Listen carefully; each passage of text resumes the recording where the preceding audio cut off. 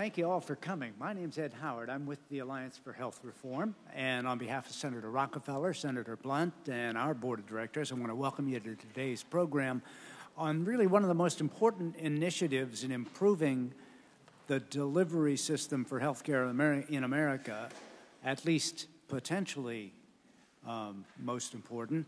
And I'm talking about the Accountable Care Organization, the ACO, and one particular subset of the ACO, the Pioneer. There are, you'll be pleased to hear, people on our panel today who know a lot more about ACOs than I do. But let me just say that they're usually a collaboration among hospitals, physicians, other providers, aimed at delivering high-quality care at lower cost while improving the health of the population. Now, most of the attention that's been paid to ACOs has been through Medicare, but there are about as many ACOs springing up in the private sector as in the public. And there are hundreds of them in most parts of the country. We're going to be examining even more closely the Pioneer ACO, which is, as most of you know, an initiative of the Centers for Medicare and Medicaid Services that enlisted 32 experienced healthcare organizations in an effort to have some of the likeliest candidates involved for delivering efficient, quality, coordinated care and have them grapple with the task of meeting that triple aim that we were talking about. Now, this summer, CMS released results from the first year of Pioneer ACO operations, and we're going to take a close look at some of those results. And with our export panel, I didn't know you folks were in a new business. Send us home. Our expert panel, we're going to explore the implications of the Pioneer experience and the ACO initiative in general for reshaping our healthcare system in a positive way. Now, we're very pleased to have as a partner in today's program the Commonwealth Fund, a century-old philanthropy established to promote the common weal or common good. And we're very lucky to have as our co-moderator today Dr. Anne-Marie O'Day, Vice President at the Fund, who directs both its delivery system reform and the Breakthrough Innovations projects. Anne-Marie, welcome back to the moderator's chair. We're looking forward to having you help frame the issues for us today. Thank you, Ed, and good afternoon. So I'm delighted to be here with our colleagues from the Alliance for Health Reform to organize this panel on accountable care organizations. No doubt it's kind of cliche, but I will say it anyway, that we're in the midst of implementing the Affordable Care Act and several of its provisions, and one of them, of course, is the Accountable Care Act, and many times, actually, you see people writing about the Accountable Care Organization, and that's kind of interesting. So, as Ed said, this summer, CMS released some preliminary findings from the first-year experience of the Pioneer program, and thereafter, a lot of ink has flowed with various perspectives and viewpoints and opinions. And we thought, the Alliance and the Commonwealth Fund, that it would be really important to, in a way, to keep the information, the knowledge, and the learning flowing to really put together this panel. And we brought together some leaders who have really been researching and know a lot in-depth knowledge about the fundamentals of the Affordable Care Organization, the Accountable Care Organizations. That's Dr. Elliot Fisher, who will have a lot to say, and he's, with his group at Dartmouth, is doing a lot of work to understand both qualitatively as well as more quantitative what's the impact of this model on healthcare and costs.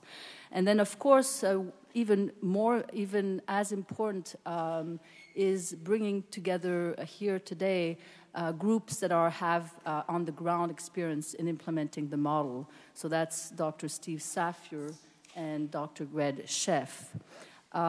It's really important. The stakes are really high, as we all know. The fundamental conceptual model behind the accountable care organization is pretty solid. Now, how those concepts get translated, implemented in the real life is what's really important. And I think it would be naive to just say it's working, it's not working, it's successful, it's failing. What you'll hear today, it's not a black and white situation, but really we have to be open to learning, to adapting when things do not work, and to understanding why they do not work, and also to learning what works and spreading that in the midst of keeping the expectations quite high. So,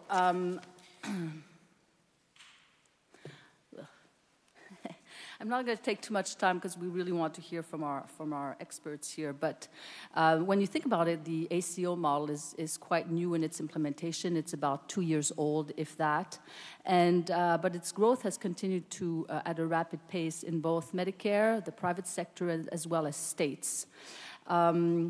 As I said, the core principle of the model involves both delivery and payment system reform hand in hand, with the goal of moving away from the fee-for-service system and rewarding healthcare organizations for quality and outcomes, and also for care coordination, and at the same time reducing the cost of care. This is just a graph, you'll hear more about this, just to show you the rapid pace at which the model has been implemented. We all know that March 23rd, 2010 was the enactment of the Affordable Care Act. A year later, HHS released the proposed rule for the ACO in the Medicare Shared Savings Program. In October 2011, the final rules were issued. In December of 2011, we had the 32 pioneers were named. And then the following year, in 2012, there were 2 rounds of MSSP ACOs announced, as well as in January of this year, 2013, as was an additional round of Medical Shared Savings Program ACO, and we're expecting one in 2014. So as today, there are about 253 or so Medicare ACOs. And I think it's still, we may hear from Dr. Fisher, who's doing a national survey of ACOs, but right now it seems that it's probably about a half-half Medicare and private sector ACOs. The big thing is, where are they located? So you've probably seen a lot of maps of the location, and I'm not going to go through that because Dr. Fisher will talk more about this. This is a graph from the Commonwealth Fund performance and benchmarking tool called whynotthebest.org, where we profile the performance of healthcare organizations at the level of the organization, health system, HRR, state, and nationwide. And here is where you see this is where the location of the Pioneer ACOs in clumps, of course. And here are the Medicare Shared Savings Program and their location. And I'm just showing this because what's really important is not really where they're located, but what you'll hear more about. What can we learn about the characteristics of the communities and the healthcare markets where they are forming and where they are not forming? And that's going to be really important, and you'll hear more about that. This is the next slide is a slide from the Levitt Group showing the trends in Medicare and non-Medicare, showing that right now they're about half and half. And they're also quite different models also you'll hear from our experts. There are physician-led ACOs, there are hospital-led ACOs, there are also state that are doing some models. There are really interesting models of coalitions, and that's starting to emerge and be quite interesting. Finally, as I mentioned, this summer there were some preliminary findings from the Pioneer programs. I'm not going to go through the details because you'll hear that from our speakers, but the results were mixed. I'm not going to talk about the cost, you'll hear that. But in terms of quality, what was interesting to me is that most of the pioneers actually outperformed other healthcare organizations on most of the quality indicators, and really substantive one, readmissions and significant clinical outcomes in high-risk patients with chronic conditions. So with that, this is just a little background why we put this panel together, and you'll learn, I hope, a lot from those who are studying the program quite intensely, and also from two leaders who are grappling in implementing this model. Terrific. Thank you, Anne-Marie. I want to just do a little housekeeping here.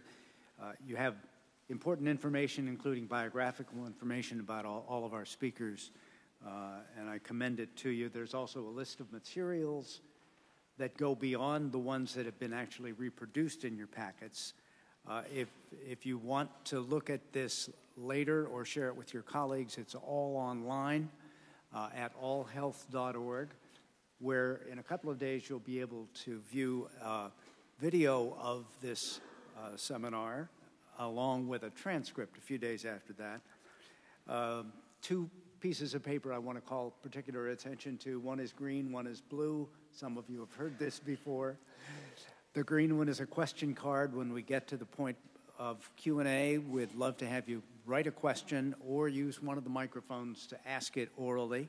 And the blue is the blue evaluation form at the end, which I hope you will fill out to help us improve these programs as we go ahead. You can see on the screen that those of you who are prone to tweet can do so with the hashtag ACOs with an S at the end, and we would encourage you to do that. So, as Anne-Marie said, we've got some real power-packed speakers here, and we're going to listen to their brief presentations, and then we'll get them interacting and responding to your questions. And we're going to start with Dr. Elliot Fisher, whom Anne-Marie noted is sort of Mr. ACO in the research world. He directs the Dartmouth Institute for Health Policy and Clinical Practice. He co-directs the Dartmouth Atlas of Healthcare. His research really paved the way for the development of ACOs in the United States, and he's now tracking what makes ACOs succeed or not, and looking at how reforms like ACOs are affecting health system performance overall. Elliot, thank you so much for coming to Washington for us. Oh, it's wonderful to be here. Thank you, Ed. Thank you, Anne-Marie. Thank you, Anne-Marie, especially for all the generous support the Commonwealth Fund has provided us over the last 5 years to start to get our teeth into these issues. And thank you all for coming. It's fun to see lots of familiar faces. I certainly am not the only person who had anything to do with creating ACOs. There are lots of people who've been involved with this. Glenn Hackbarth, MedPAC, many people on the Hill, Mark McClellan, Steve Lieberman. There are a lot of people who are trying to help us think through how are we going to make progress in fixing healthcare. Many of you will have seen our Dartmouth Atlas maps. The IOM recently basically confirmed the findings, that there are remarkable variations in spending and quality. Surprise, surprise. That are large variations in spending, especially that are not explained by differences in health status. Those persist after you adjust for anything. So that led to questions. What are the additional services being provided? Many of you will be familiar with this, but it's important to review it so we understand why we're going after ACOs. When we compare high-spending regions and low-spending regions of the United States, and we divide care up into 3 categories of service: effective care, things that physicians who are competent and doing a good job should be delivering to 100% of their patients. We know that back when our research was starting, we were only getting it right about 50% of the time. So even when we knew that the evidence was good, only 50% of patients were getting the high-quality services we knew that evidence expected them to receive. High-spending regions did not provide any more of that kind of care than low-spending regions. In fact, on average, they were just a little bit worse. Surprisingly, high-spending regions didn't provide any more elective surgery, major surgical procedures like hip fractures, hip replacement, or open heart surgery or stents. All of the extra spending in high-spending regions is due to how the frequency of what we refer to as supply-sensitive services. If you have a lot of hospital beds, you're going to keep those hospital beds full. If you have a lot of physicians, especially paid under fee-for-service, those physicians are going to remarkably be able to stay busy. So that when you look at the first year after a heart attack hospitalization or a hip fracture hospitalization, follow them for a year. Patients in the high-spending regions were spending 60% more time in the hospital, 75% more time in the ICU. We're getting 75% more visits, mostly specialist visits. They were also spending a lot more time in post-acute care, not shown in this slide, and they were getting more imaging and diagnostic testing. And it didn't lead to better outcomes. So that's what led to another 5 years of work working with many to try to say, so what are the drivers of poor performance, and what should we do to address them? We know we had inadequate information. We need better information. We need to be clear about what we're trying to achieve. We need some kind of organizations that can provide integrated and coordinated care, because the major failing here is not being able to coordinate and integrate and improve performance as an organization. And then we needed new payment models. So that's a 2-minute run through as to why we needed ACOs.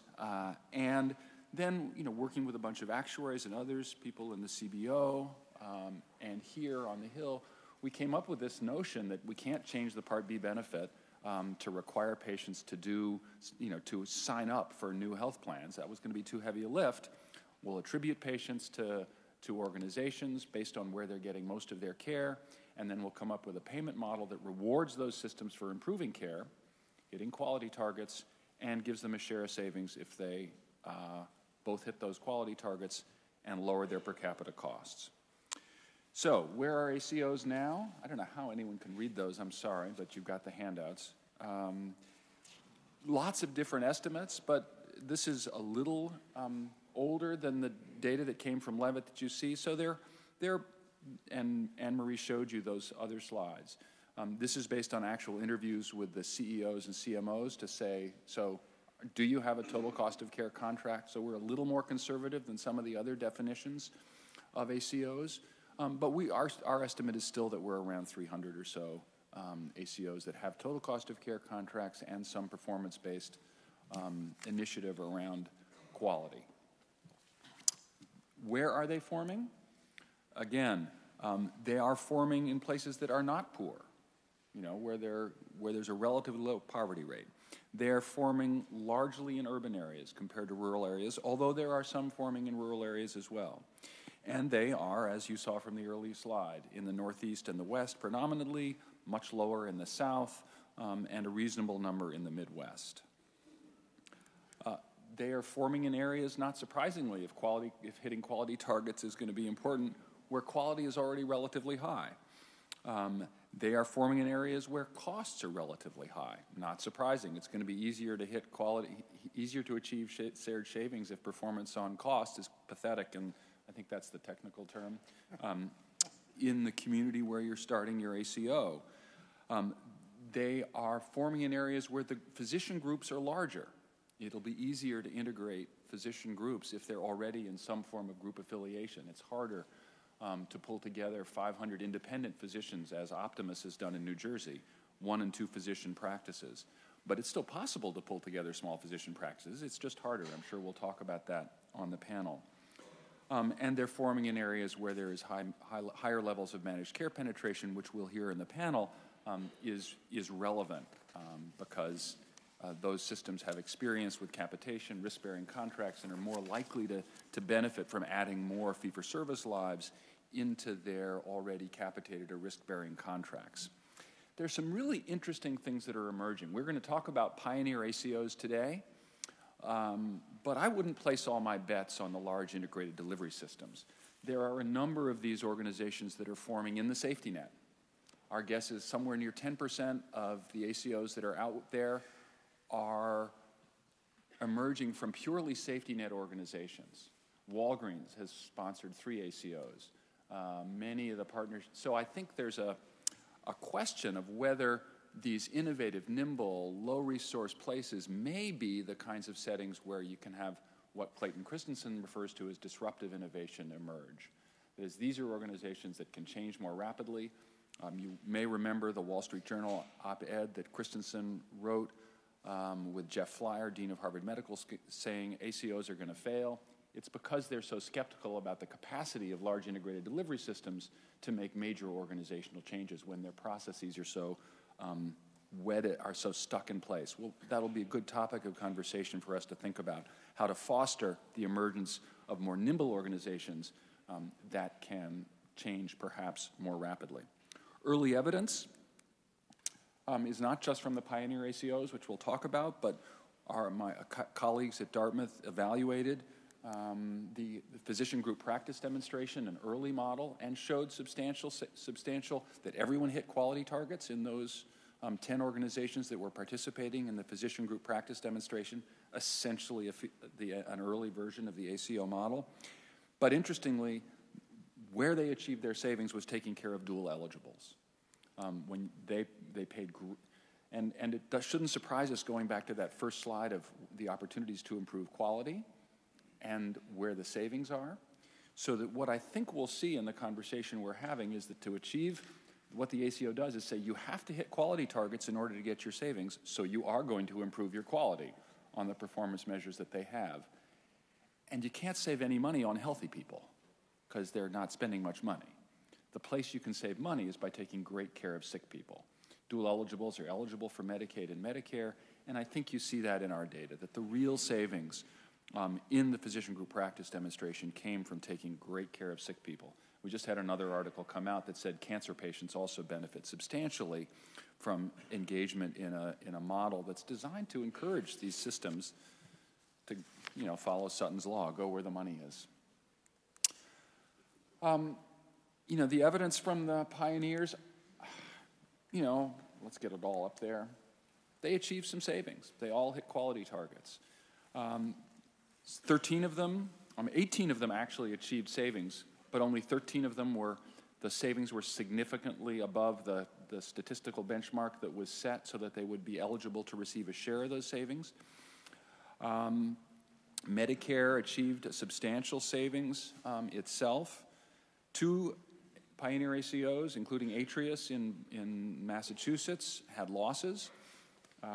Gene Lindsay, who was the leader of Atrius, said, we're in this for the long haul. We're going to stay in the program. We know that we're pretty high performing already. 30 of them are staying in this payment model. 2 of them are leaving the program, and we'll talk a little bit about that, I'm sure. So what are we learning? Safety net providers are a really important part. Probably 40% of ACOs have a safety net provider, an FQHC or otherwise, doing really interesting things that we can talk about. ACOs are much more diverse than we would have anticipated. Lots of new partnerships are forming between health medical service organizations, provider organizations. ACOs are, not surprisingly, trying a variety of strategies to improve quality. If there's one thing, and reduce costs, if there's one thing that I would say is the early lesson is that data is what makes this possible. If you can find your sick patients, figure out how sick they are, predict how sick they're going to be in the future, you will be able to perform better. And those systems that have been able to implement good data systems are able to reduce their costs, reduce hospitalization rates by up to 50%, reduce ED use by up to 50%. And it's because they can find the patients who they need to pay attention to. And so the barriers to getting good data to ACOs we should really think about. And we are pleasantly surprised by the predominance of physician leadership in ACOs, whether it's a hospital-led ACO or whether it's a physician-led ACO. Physicians are playing a major role in the leadership, which I think early on in the emergence of this model, there was great concern it would be taken over by the hospitals, and I don't think we're seeing that. So I'll stop there. Great. All right, thank you very much, Elliot. We're going to turn now to, as Anne-Marie foreshadowed, a couple of folks who have had to deal with this on the ground. First, Dr. Gregory Sheff, who's the Executive Vice President of Clinical Systems at Seton Healthcare Family in Austin, Texas. Since last year, he's also been President and Chief Medical Officer of the ACO formed by Seton and the Austin Regional Health Alliance. And their ACO was one of the 32 pioneers and recently decided to end that status and participate in the Medicare Shared Savings Program instead. So we're interested to hear a little bit about your experience, Greg, and how it relates to the more general principles that we've just heard enunciated by Elliot Fisher. Thanks, Ed. I'll start off on behalf of Ed and Emery by apologizing for the shabbiness of the room here. Next year we'll try to have it someplace a little bit fancier. We appreciate them hosting this, getting us all together, and getting us together in a very historic place. So I'm going to start off by talking a little overview of where I work. The Seton Healthcare family is a mission-driven organization with a specific focus on the poor and vulnerable. We're a member of Ascension Health, which is the largest not-for-profit health system in the country. We give about 2/3 of the charity care in our community. It equates to about $400 million in uncompensated care. We have an 11-county service area on the adult side, 46 counties for our pediatric hospital.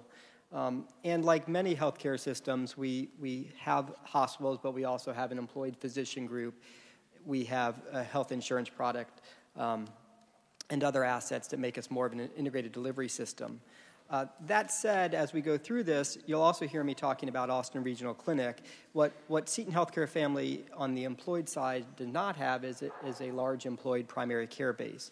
So Austin Regional Clinic is a 300-physician multi-specialty group that is primarily primary care and hospitalist and is aligned with Seton, though independent, and has brought into the partnership the primary care base.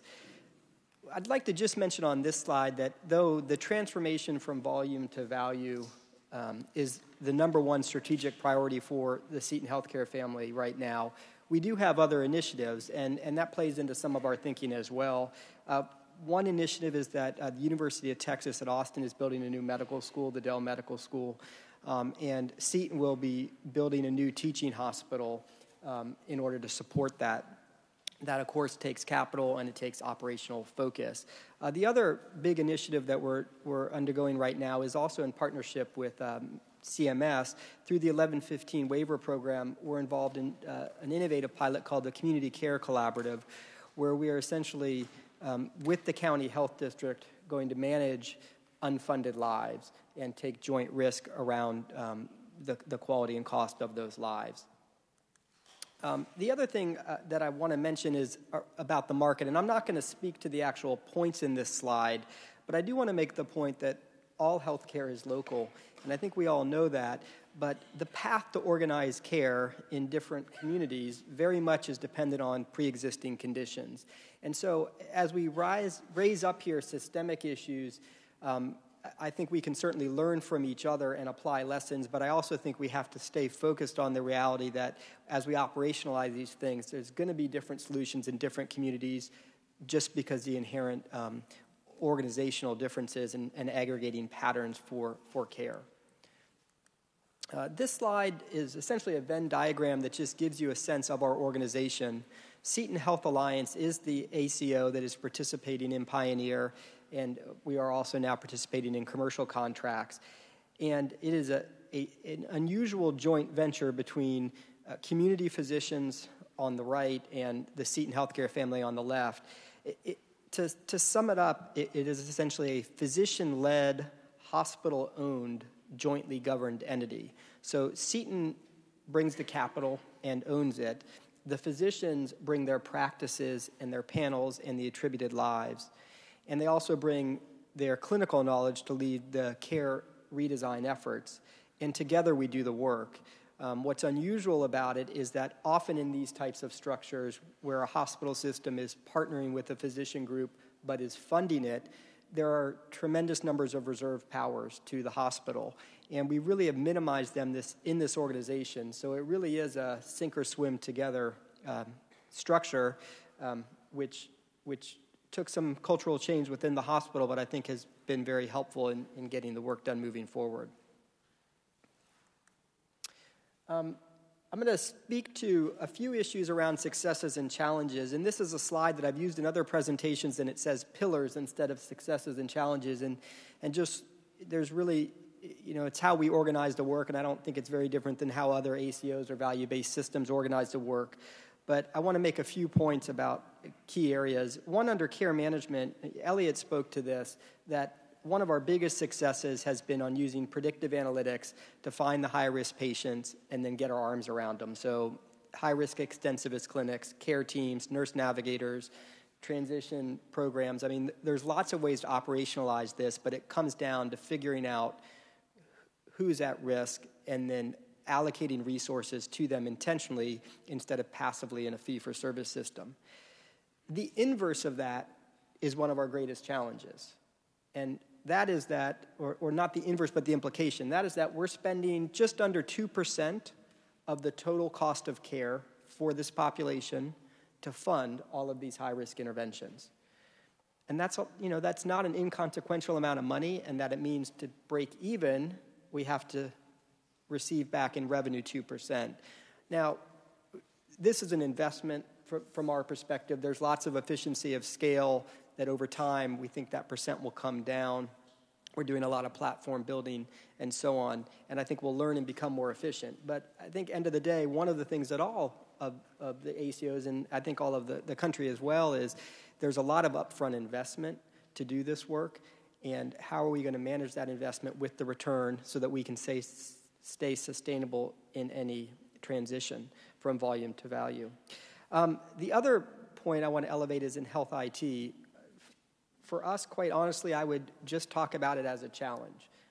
As Elliot pointed out, one of the big distinctions between the way we're approaching care management in ACOs and the current trend towards value-based care versus the way managed care was done in the past is on the emphasis on using data, aggregating it on both the patient and the population level to guide where in a population we need to allocate resources, where for specific patients we need to put particular resources to coordinate care with a longitudinal record. And that aggregation and connectivity throughout the community has been substantial effort. It is a big lift, and I agree with Elliot that it is key to making this all work, but I think we're all learning that having some guidance on that and some shared experiences and standardization around that will probably make the transition more successful. The last point I want to make on this slide is on the last pillar, which is our transformation to value. We see this as really a clear success for the Pioneer ACOs. We have 1 year of reported data on the Pioneer program, and there's, in the appropriate circles, there's lots of buzz about whether things were a success or failure, but really this is a long-term view for us. Pioneer ACO is a platform to transform our delivery system. And for us, success was, did we get institutional momentum, which we did?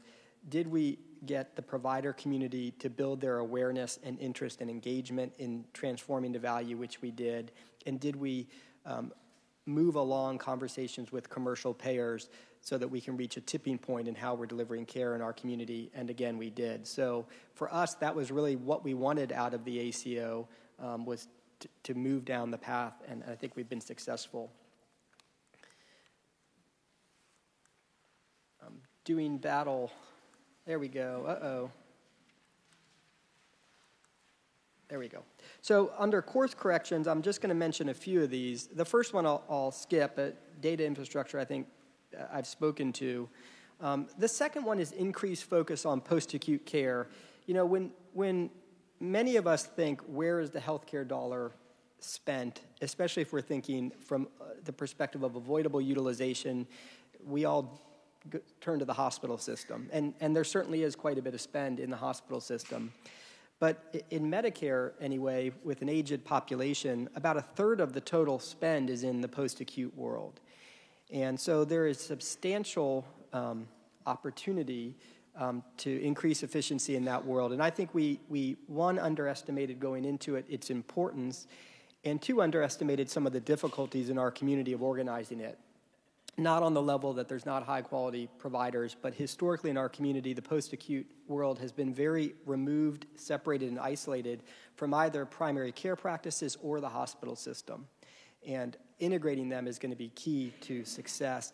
The other issue with post-acute is that there are it's a very regulated environment, and interacting with post-acute presented even more challenges than interacting with non-employed physicians, which is also heavily regulated.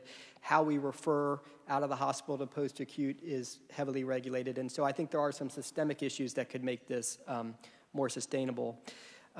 Challenges of population-specific care processes is referring to the notion that we're working with our providers and providing resources around specific populations. So in a primary care home, we're saying if you have an ACO patient, we can provide a nurse navigator.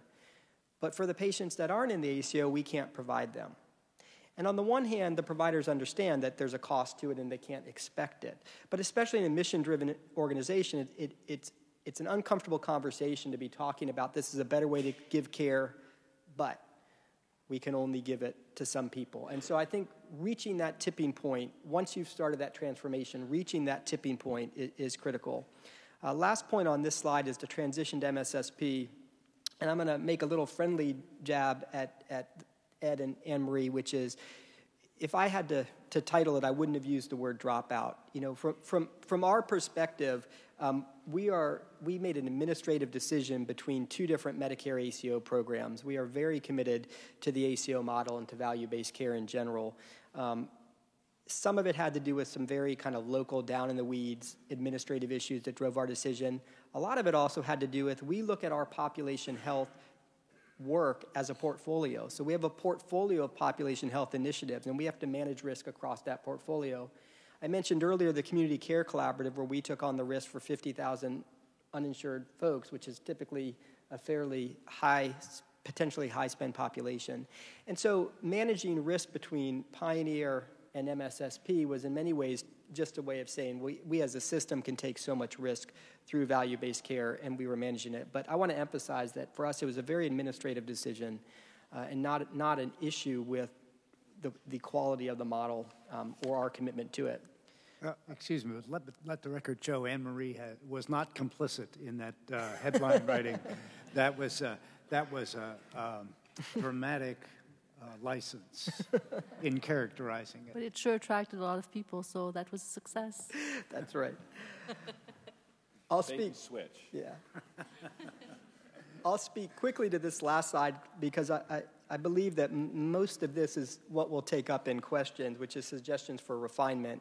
And I'll just touch on the first three. One is consideration of local trends. So Pioneer, to some extent, uses local trends, but really Pioneer and MSSP are both comparing your local experience versus a national trend.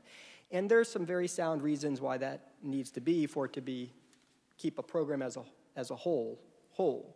However, we all live in a bell curve, and some communities are higher than the national trend at baseline and some are lower. And depending on where you lie, it can make it much easier or much harder to succeed. So I think that this is something people are aware of, have been aware of the whole time, but I think as we refine, we'll need to focus on how we incorporate local trends so that we can still incentivize people that are in challenging markets to participate. The second thing is beneficiary engagement, and the same issue. I don't think that this is anything that I'm sure Elliot and others had many, many talks about beneficiary engagement prior to the ACO model, but one common theme of ACO participants is how can we get our beneficiaries to feel like they're in our network, to be committed to it, to have some incentive to stay in it. And so I think, again, refining that model.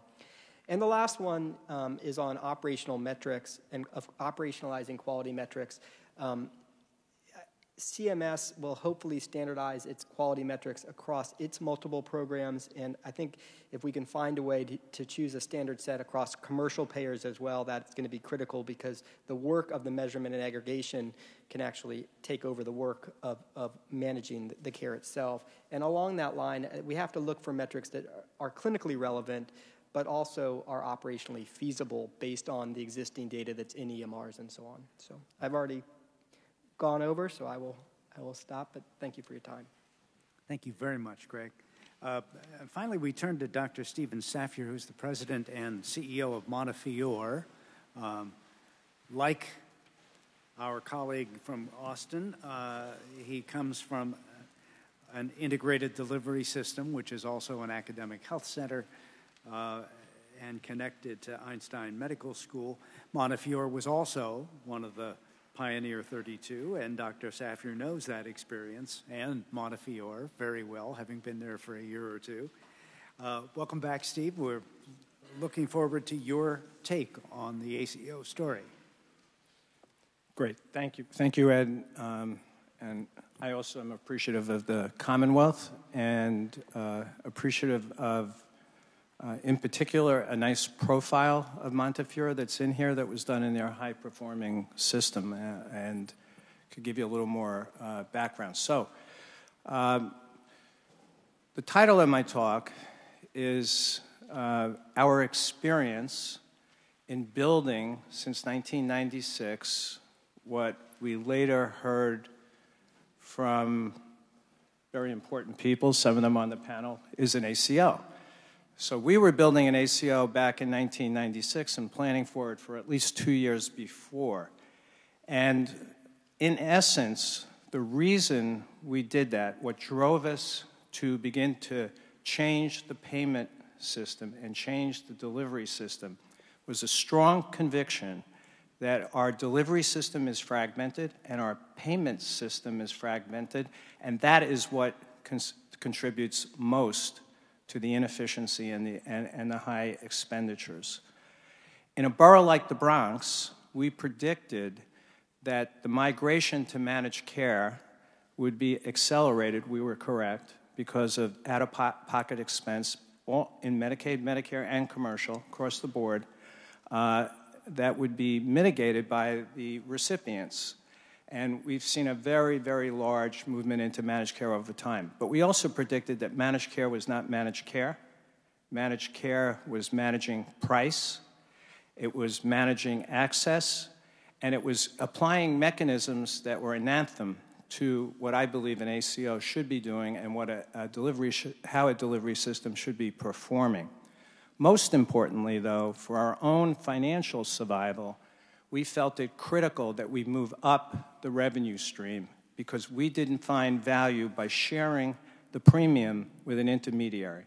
And we wanted to keep as much money in the system so we can invest in changing the system. So just as the introduction was built, I'll just tell you a few things. We are an academic medical center. We're the university hospital for the Albert Einstein College of Medicine, where I went 35 years ago.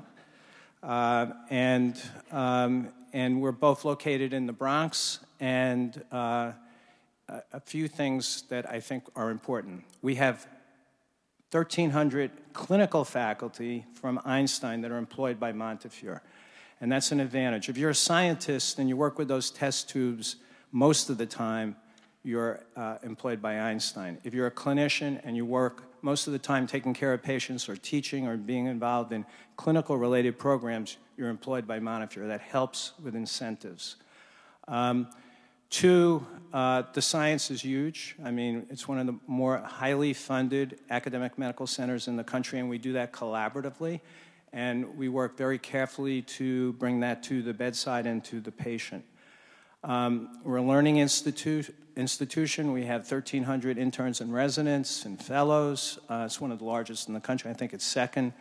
We have 800 medical students at any one time, and we do everything that a quaternary center does except lung transplant. So, including a children's hospital that is nationally ranked.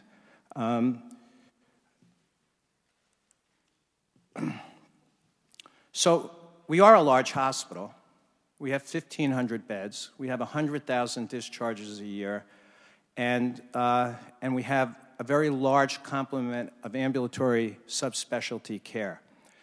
But that, if I stopped there, we would really look like our sisters and brothers in Manhattan that are excellent academic medical centers. Where we change, where we have made a big difference, is that we have a distributed primary care network. We have 50 sites in the community. We went from 7 to 50 since 1996. And we employ another 450 or close to 500 primary care physicians who provide care in the community. They do 1.5 million ambulatory visits. Overall, we have 3.8 million encounters a year, of which only 100,000 are the hospitalizations. And unfortunately, 325,000 are emergency room, which reflects the high poverty, high health challenges of the borough, the very high acuity in that emergency room. Let me just say one other thing. This integrated delivery system that we built had basically 3 components. We tried to change the payment system. I'm going to talk to you about that, and we're at a very important moment. We built those primary care clinics in the community, but over time we integrated the management of all of this, which was not easy. We instituted and implemented health IT early, We were 100% physician order entry in 1998. We built a data warehouse to manipulate the data. I agree that data is probably the most important thing that we tried to do over time, and to use it successfully to drive quality and to drive change. And we have a huge, very large, it's the second biggest home health program in the state of New York. We do 600 visits.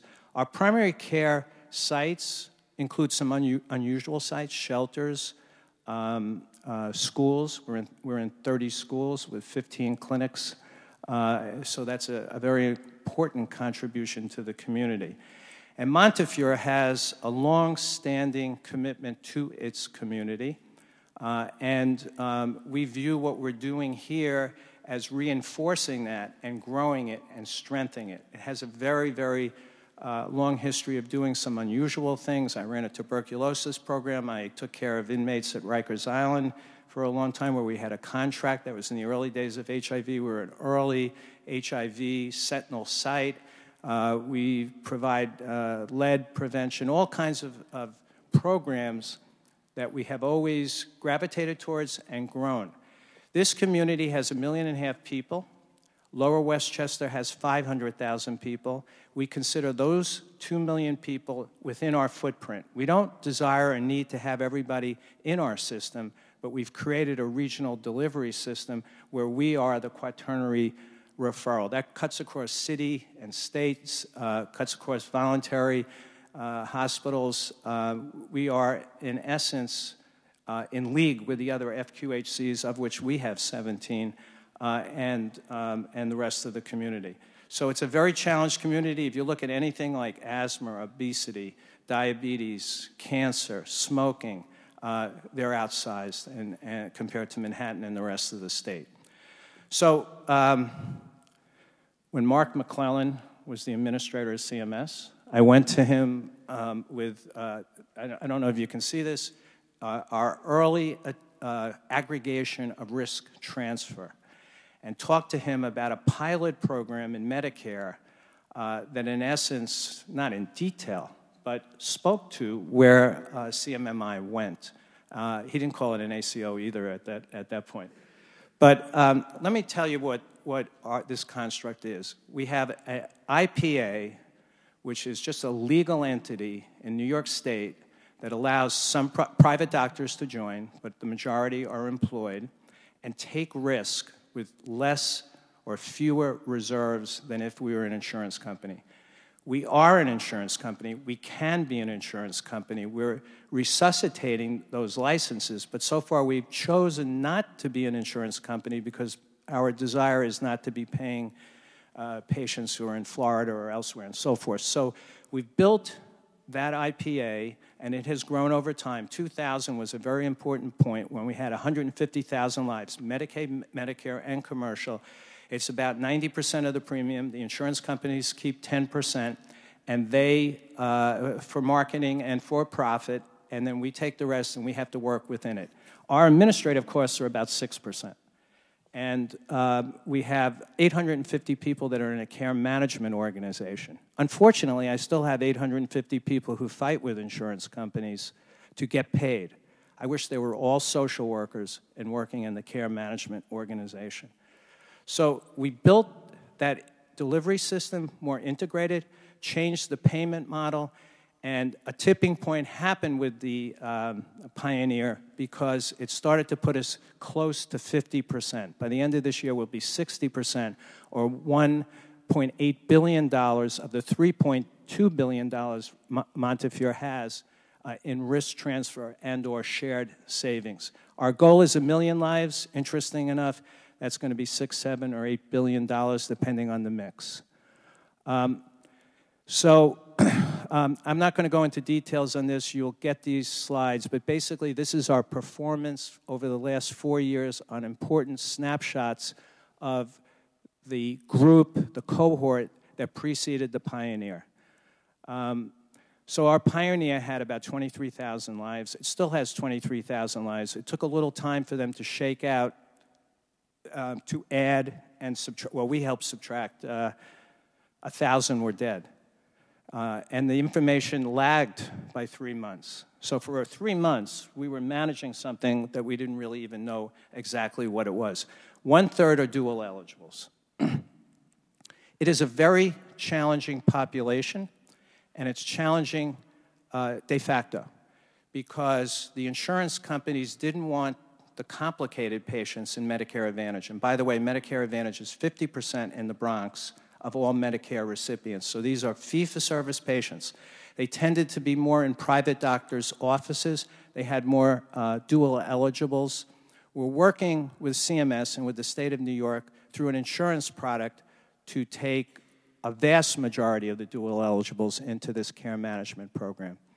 70,000 dual eligibles in the Bronx spend $4 billion a year, Medicaid and Medicare, of the $14 billion that's the overall spend. I just want to say that there were pioneers and there were pioneers. So there were 4 programs that were in academic medical centers. We were one. And there were 4 programs with the most downside risk and the most upside risk, and we were in that group also. I'm trying to stick with the time, and I would rather interact.